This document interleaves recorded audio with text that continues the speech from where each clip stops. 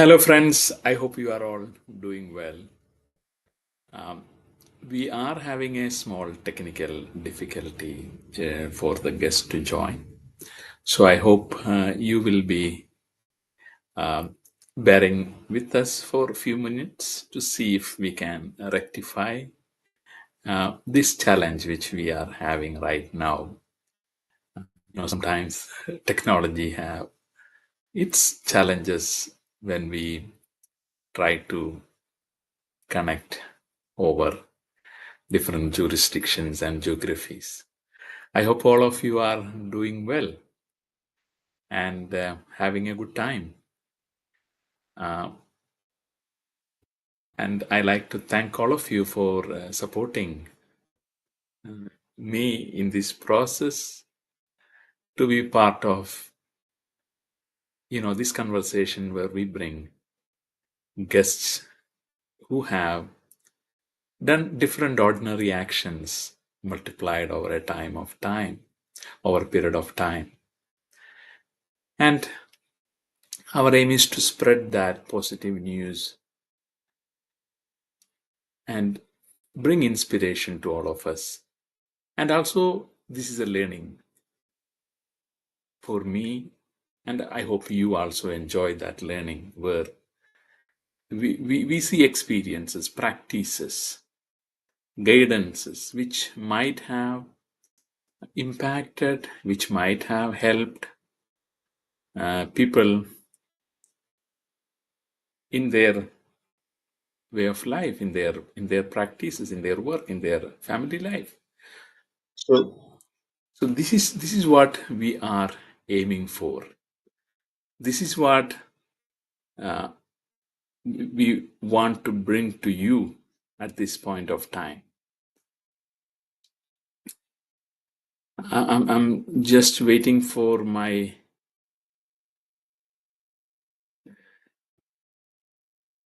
guest today to join us soon.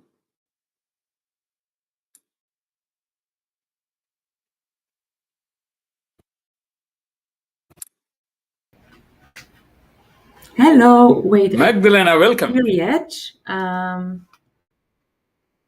Yeah.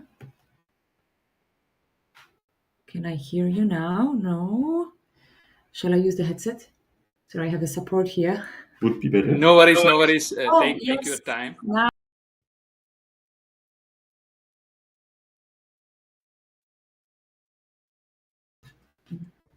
Can you hear me? Yes. Finally. Had my husband to the rescue using his laptop. All good. All good. So thank you very much for taking time. And I was just informing our potential guests joining that we are trying to help with the technology. Sometimes, we connect from different geographies, different networks, and it may have its impact. And Yeah. sometimes, so I was just asking their support and patience. Wonderful. I think with technology, you just never know. Like always something can happen. So, sorry for giving you the trouble in between with the access and these things. So, All good. so again, I like to thank you for taking time. So, friends, just to give a quick introduction, today we have Magdalena. She's a speaking coach, facilitator, communication consultant with rich experience in from a global organizational space. She has worked with leading organizations, including Roffey Park Institute, where I am also an associate, and we interacted by email in the Exactly. past. And Blue Business PR Consulting. She is associated with International Association of Facilitators, multilingual with English, Spanish, German, and Polish. And Magdalena empowers leaders to speak with authenticity, clarity, and confidence. With expertise in mediation, facilitation, and learning design, she helps professionals transform communication challenges into powerful opportunities for growth and impact. So I connected with Magdalena, even though I connected on email, but our interaction more happened on the LinkedIn. So really, a couple of her LinkedIn posts touched me, and I thought, Mm. let me invite her, and she was kind enough to accept that and join us today. Of Thank you, course. Magdalena. And thank you for inviting me, really. And what a beautiful introduction. Like, can I record this and then? Thank you so Yeah. much. So it is recorded and it is live. Exactly. So let me we always inform people, it is all ordinary actions which Mm. multiply over a period of time. So I'm curious to share your story. Thinking back your first job or role, how did you get in the door, and what did that moment teach you about the opportunities? Mm. Couldn't hear one word. You meant my first job opportunity? Yeah, Yeah, yeah, yeah, yeah, yeah. wonderful. Yeah, I was wondering about that before the interview, and I have to go back like 20 years ago, 20, okay, 15. And the most important job opportunity actually happened when I didn't get the job. Mm, mm, So imagine me, I'm 19 years old. I grew up in a small, very small village, centrical in Poland. And even though I had 10 or even more years of experience or of English lessons, there I was trying to get a job at the Sheraton Hotel in Warsaw, the capital city of Poland. And, and during this interview, I was asked if I could speak in English. And to my own surprise, I said, yes, I can. And I was surprised because during my education at school, the biggest thing I learned about English is that I have no talent for it. And but there I was, kind of confident, and I can analyze it, thinking, that this woman that was interviewing me, she was nice, I was feeling good, it's like, let's have it. Why not saying yes? And then the moment I left this hotel, didn't get a job, but I got something much more important. I got such a clarity, but clarity on such a deep level that I couldn't even explain it to myself. But I had this feeling that, okay, I'm not going to learn English. First of all, I know I tried for many years with traditional methods and it didn't work. But what I do know, I want to work in English, speak in English. And all I know, I'm not going to learn the way I was taught. I'm going to learn any other way. And so I did, and I immersed myself in English in Lublin, another Polish city where I was a student. And I kind of went against the current idea of what learning English was. And only half a year later, I was on the phone with actually in British family looking for an au pair, so nanny. And I was saying, yes, that sounds great. Oh, yes, very good. And I got the job. But that was the most impactful thing was that I found my way and I mm. did it my own way back then. Yeah. So again, this is more of a conversation. So even though we discuss some pointers or some guidance, we may deviate it from that slightly to Please. explore. Yeah. Yeah. So you moved to, for example, what was that journey like for you from that space to the Yeah. current role? Yeah. What were the um, uh, pivots? What were the struggles which you might Mm. have Yeah. experienced in that?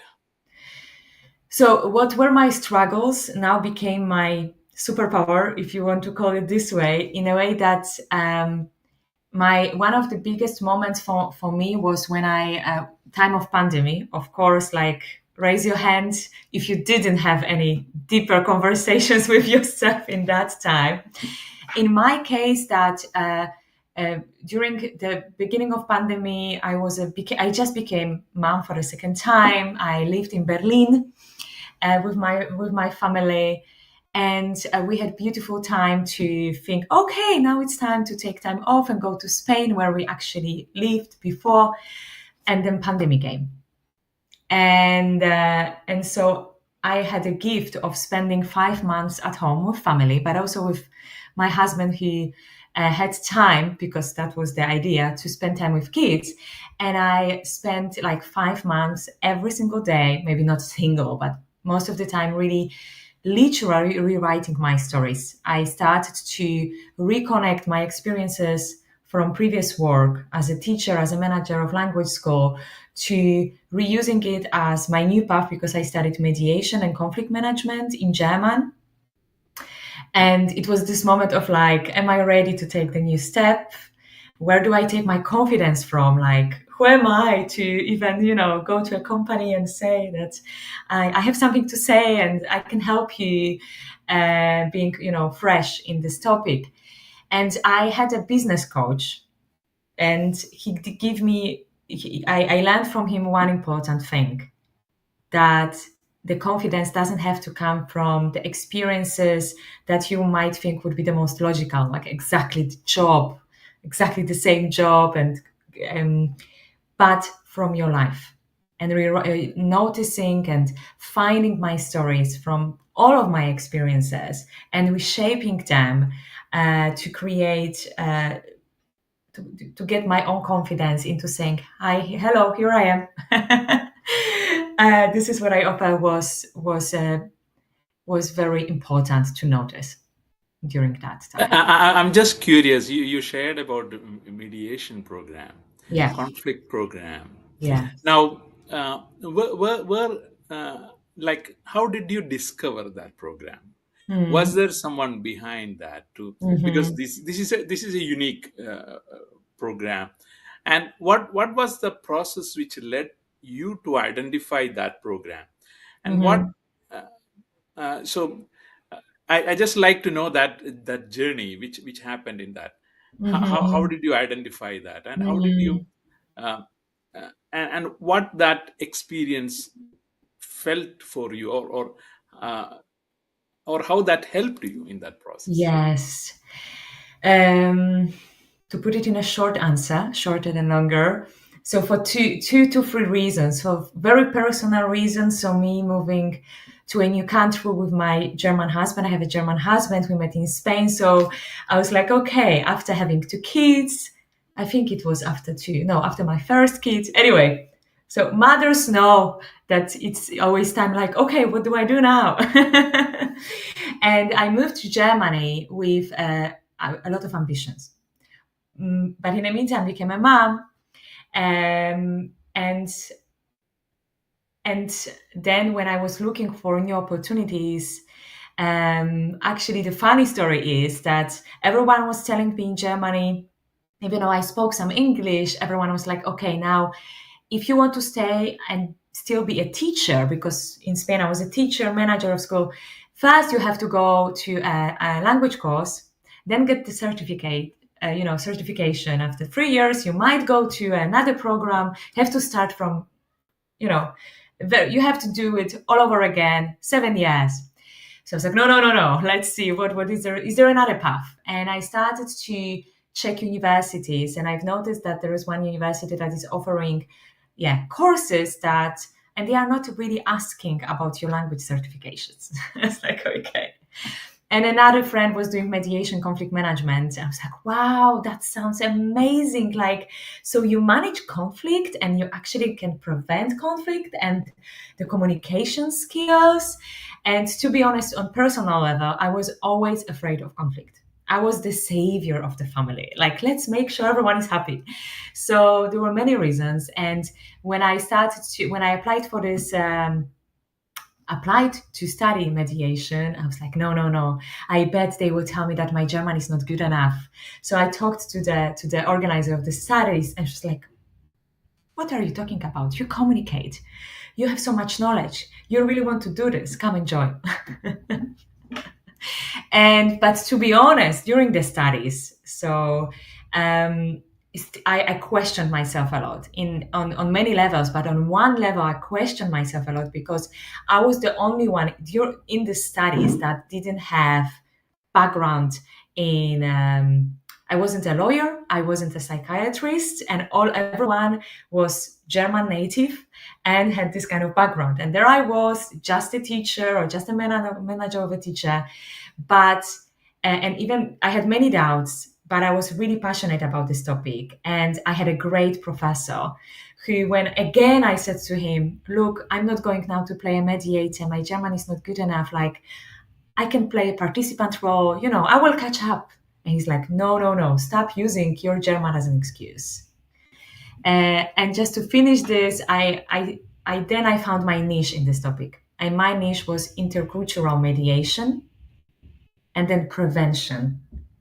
And then really noticing what is conflict management about from this Mm, perspective. mm. So I'm just curious. If you can just explain to people in the listening Mhm. to us or viewing us, what happens in intercultural mediation or conflict. So Mm, if you can bring some of the lessons, mhm. some of the learnings from that process, that will be very helpful. Yeah. So first of all, something that I bet we share, as people who traveled and work internationally. When I heard first time about intercultural mediation, I was like, this is me. Like, first of all, this is me. Then I thought, oh, this might be very complicated, but let me give it a try. I was the only international person in the group. And I started to look for books, of course, for the research part, what has been what has been discovered before. And out of all the research, I found one very actually small book, very thin book. It's like, that's interesting, such a big topic and such a small book. But then I've noticed reading that book and then going back to my own experience as a manager of a language school where we had teachers from different countries, that I could go through now, but I will not. The steps of mediation, what has to happen for people to agree, to find the place to an agreement.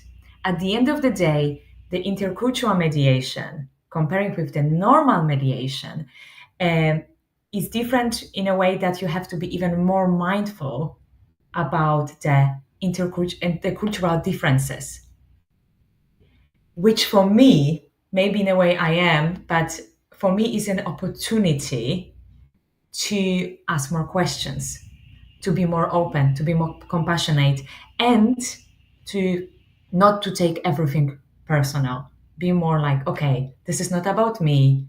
Let's check what is the whole objective. Let's make sure we agree what we agree on, but also people who take part in mediation and want to agree on something which is already huge is like, congratulations, there is a conflict and you don't want the conflict, and you're here because you want to be honest about yourself. But the very important part for me in any mediation, but especially in an international mediation, so any kind of conversation when there's a conflict, is to first be ready to be vulnerable, check what do you want, where your feelings are coming from, what is your need, and what is your objective, and does this agree with the objective, with the people you are trying to find peace with. Mm, And I mm. would love to hear from you, what is your experience, working with international teams as well. Yeah, thank you for asking that question. I remember, uh, the first year when I came to UAE, the challenge was, Hmm. uh, I'm teaching students in diploma on banking, and one of the challenge was, uh, you explain things based on your past experience and start teaching like Hmm. that. Then Hmm. what I experienced, these students were all staring at me. What is happening here? Yeah. and and unfortunately they were hesitant to convey that message to me. Mr. Phoebe, we are not able to understand anything. And I think Mm. they informed the admin team member we couldn't follow really what he was saying. Maybe my accent, maybe the way in which Mhm. I'm conveying. And and the admin member guided me, you have to slow down, you have to take time. Yes. And that was a realization for me. And thanks Mhm. for asking this question. So uh, then I started connecting with them to understand where they are, what levels they are. So sometimes we have to provide more meaning, more context to Yeah. get and explore with them. And that is what I liked, Magdalena, when you write on one of the posts, you said, check on the assumptions, Yeah. so now I'm curious to know, what are the ways in which, for example, in your experience, this cross cultural process helped you. And for example, like you are um, uh, sharing insights through your LinkedIn post, which I found insightful. And for example, ask for clarity. So I just want to ask you how again, what are your, for example, how did you find it to adapt to that circumstances? Yes. Yeah, so to be honest, my moment of the biggest challenge of adapting international team was when I actually started to work at Roffey, and that's also a big story how I got into that job, how impossible became possible. So very very grateful for that experience. But when I started to train with international leaders or leaders from UK, Scottish accent, Welsh accent. And there I was, a Polish person who, of course, I felt totally vulnerable in a new job, working from Berlin online. So many layers of like doubting myself, but knowing this is what I wanted to do, knowing exactly this is the time for stepping into this role. And I think the biggest challenge that then became opportunity was exactly what you've described. Like, how do I make sure I don't assume anything? How do I make sure they understand? And what happens if I make a mistake or I use, even from pronunciation to vocabulary that is used differently in different culture, even, in a region. And I went from, to be honest, moments of huge doubts that motivated me to bring more clarity. And I think two things were the most important. One, not assuming, as you said. So instead of being afraid, and I was like, oh no, what if something goes wrong? And then I used it. So I was up front. I was like, look, I'm here. This is what we're going to talk about this. I'm connecting from Berlin. To be honest, I'm nervous because of this, because I care, because, and it would be like you could hear, like, okay, she's not the only one. Or like, I think we can ask her something, and that was really helpful. And also introducing kind of games, to be honest, because Hmm. I thought like, okay, if I feel disconnected because it's online, because it's 20 people on screen, everyone is small, some people don't switch on camera, internet, like now, slow connection maybe. And I used it by going back to my teacher's experience and doing some warm ups, of course, doing some in a chat, switching on, switching off camera, like making sure we connect as humans before we connect as experts. Um, and one I think, most powerful thing was when I bravely, because it was brave from my perspective, I started again to share some of my stories using my own experience to bring leadership topics. And that, I think, gave this create this safe environment for the participants to feel more emotionally connected to me, like, oh, I think I've been there. But more importantly, I noticed a shift from being this serious workshop, slides and theory, and like, okay, nice, but I don't know what to do about this, to, okay, I have a question, or I've been there, or in my case, because I think it creates the vulnerability, brings more vulnerability. Being more honest, bring more honesty, and asking more questions and being more open to each other's stories and experiences. Yeah, thank you for sharing that. This is really helpful, and I think those who are viewing us right now, listening to us right now, if there are questions which are coming to your mind, or in case you Yeah, would like to ask us, feel free to ask that, and let us see if we can bring a couple of those questions for our discussion. Now, you shared that the word vulnerability. I think um, quite often it is misunderstood in workplace as a leadership competencies. oh yes. Uh, Mm-hmm. so, Tell me uh, more. so can you just tell me more about that? Mm. Okay, then you tell. So from this intercultural perspective that I'm taking on, and again I keep repeating this, but I think everyone has this the perspective to and the way and method that helps them in many places. For me, when there is a challenge, oh, so instead of a problem, I see a challenge and then opportunity. So for me, when it comes to leadership skills, what I encountered first, and when I was a leader, when I started to have small but leadership roles, and then working with leaders, the biggest misconception was, as a leader, I have to know everything, and I always need to have an answer.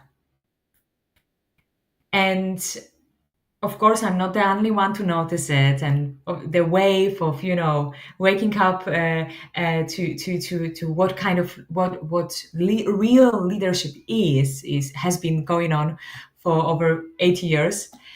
But there is still a surprise moment when some of the leaders hear you don't have to know everything, and actually when you say, I don't know, but I would love to hear your opinion, this is the moment when you lead and you're not dictating only in a blind way. Hmm. Hmm. I think this leads to that participatory process where you hear the voice of the group of people around us in that process. Yeah. Yeah, Yeah, exactly. And this is why you're leading to be a leader of expats who you hired or who somebody hired to work with you. And I like the best leaders I've met, they would always say, I don't, from 1 to 10, on every topic I deal with, I know 5 max. But that makes them listen more and question more. And this is where I come with my, you know, my method for non-native English speakers who might, especially to be honest, in my experience, a lot of women, to be honest, would be like, but what if I don't understand? What if somebody doesn't understand? And here I come guiding them to notice that them being ready to say, I don't know, I would love to hear, I'm so curious, let's revise what is our objective here, let's make sure everyone can speak and then we can make a decision together, or that's the leadership. And that, for me, this is the connection between intercultural, international communication and leadership skills with effective leadership. In Hmm. both cases, you need to be honest, you need to be vulnerable enough, like, so you have to know yourself and know what is the objective of people you're working with, to be able to say, I don't know, but I would love to know, like, let me. In both cases, you have to create a place of a safe place to communicate and to reach the goal together, because the best leaders create leaders. Yeah. and let them be, hear a voice, and hear themselves, share their knowledge and feel important and feel like they're collaborating. And you cannot create that if you don't listen and if you don't ask questions. Hmm. Now, I'm just curious to know, yeah, um, is there like some common belief Mm. which you might have thought in the past that you come to see differently over time? Mm. Okay, so I think would be interesting to share my experience as a coach for, executives, for businesswomen, especially for the last 3 years. I focused on businesswomen who work internationally or want to work internationally. And for me, as someone who's guiding them, the biggest surprise, but again and again and again, has been the fact that the people with the biggest achievements uh, don't necessarily are the most confident. Mm, mm, mm.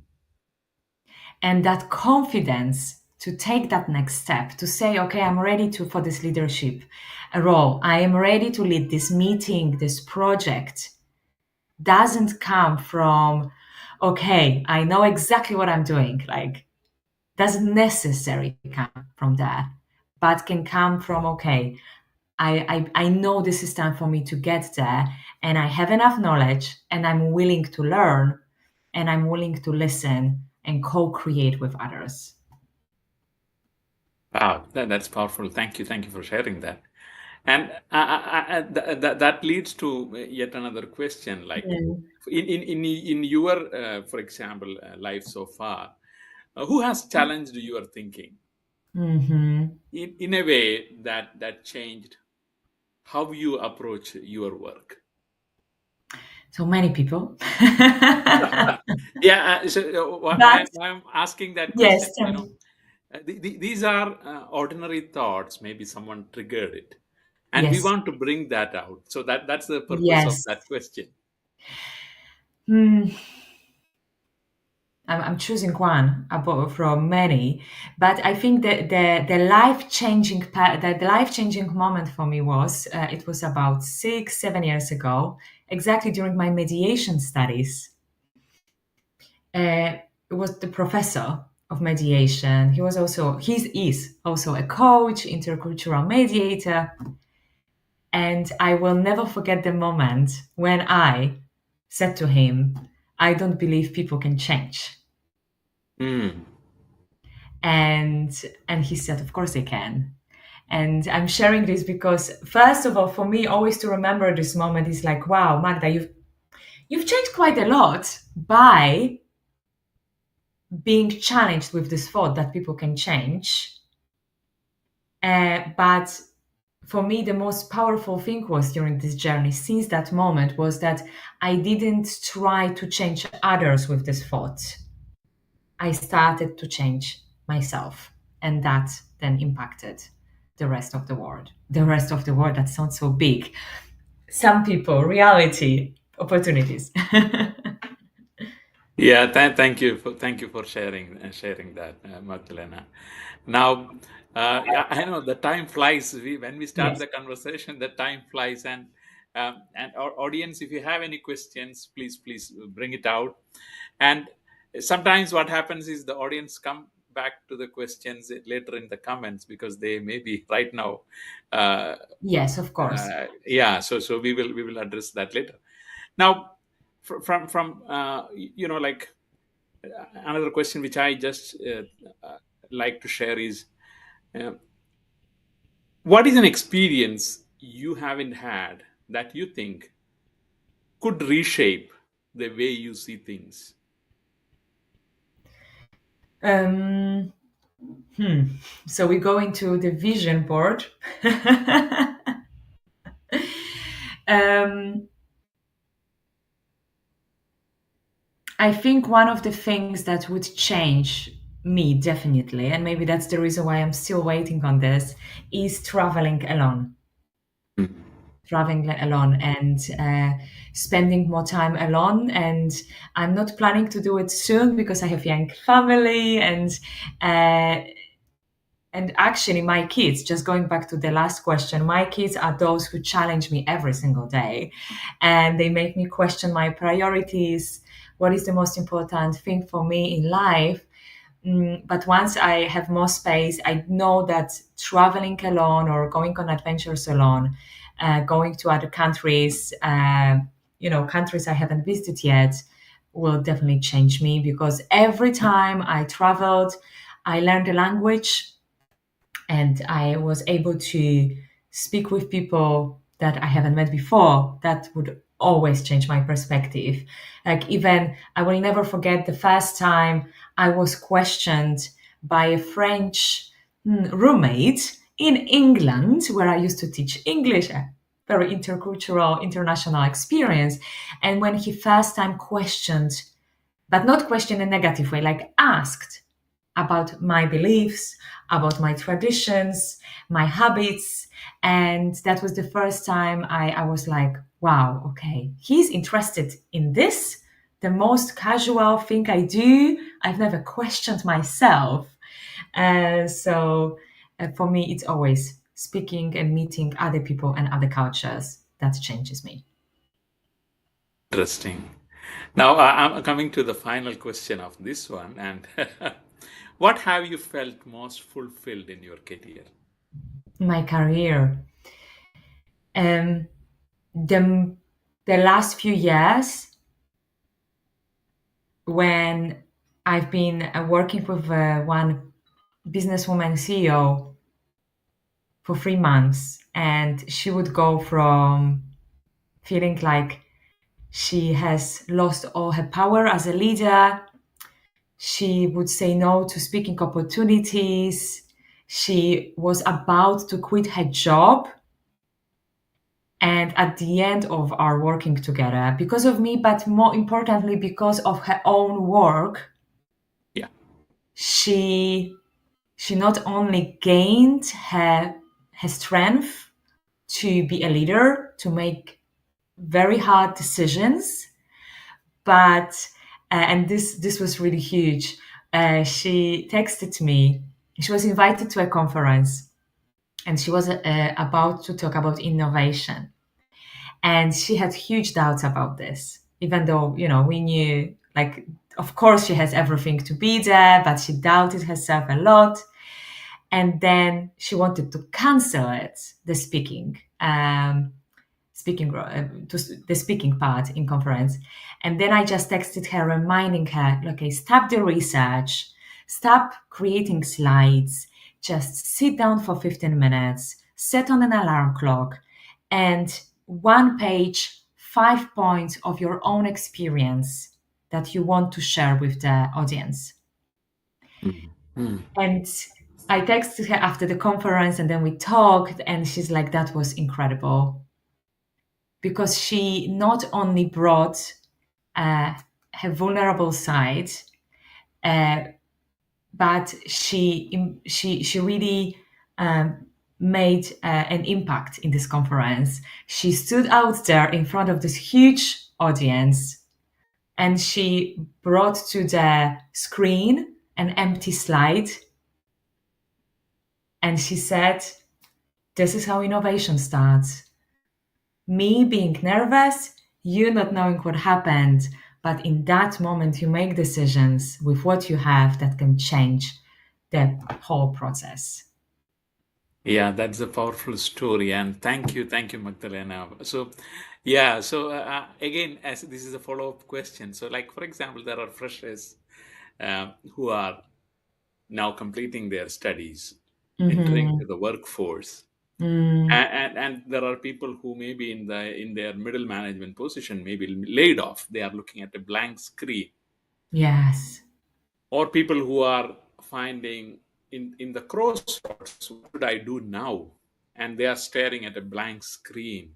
Mm, Uh, what should be some thoughts which you like to part with them at this point as we mm-hmm. close this Mm-hmm. conversation? So I've been there many times. So it's a good question.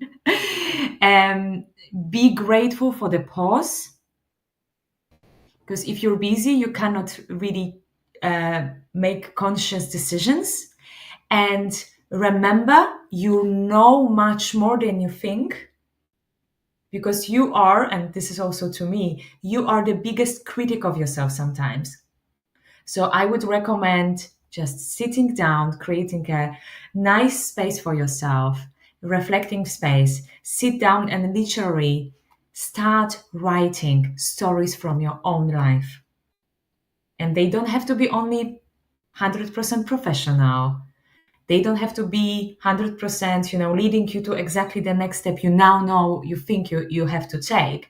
But take time to get to know your own story and understand your own path you've been through, because that will give you the confidence, like, okay, I know myself, I have something to share, and that will be much more impactful than maybe going for another diploma, which is also great. I've been there as well, gathered many diplomas. But knowing yourself, creating those stories, be ready to share those stories, will really shape your new path.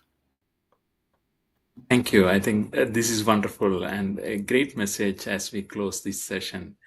Take time to know your story. Thank you, Magdalena, And thank you, and Phoebe, thank you for for this. taking time, and thank you, audience, for joining us and sharing and being with us in this journey. See you with another guest next time, and thank you, and see you soon.